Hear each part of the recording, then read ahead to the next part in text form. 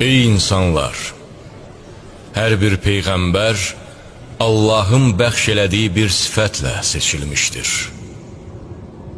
Adəm əleyhissalam elmi ilə, Nuh əleyhissalam səbri ilə, Həzrət Musa heybəti ilə, Davud peyğəmbər ilahi səsi və hakimiyyəti ilə, Həzrət Süleyman heyvanların dilini bilməsi ilə, İsa peyğəmbərsə öz saflığı ilə.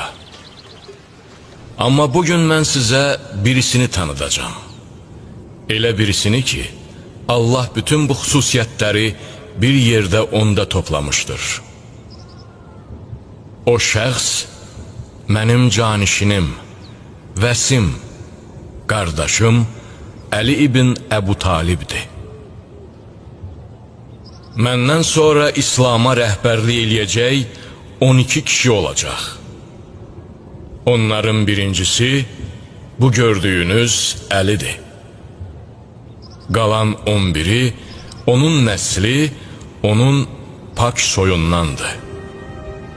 Sonuncusu isə mənim adımı və künyəmi daşıyacaq.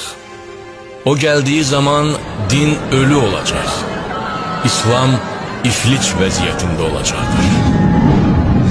Amma o öz gəlişi ilə ölmüş dini dirildəcək, müsəlmanlara izzət bəxş edəcəkdir. Maddi və mənəvi hörmət, varlıq, vəhdət onun vasitəsilə gələcək.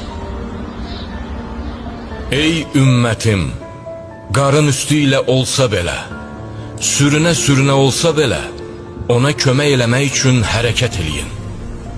Çünki Allah ölmüş bir cəmiyyətin ruhunu onun əli ilə yenidən canlandıracaq. O gəldikdə ölü dəyərlər diriləcək. Onun gəlişi ilə zaman yenidən nəfəs alacaq.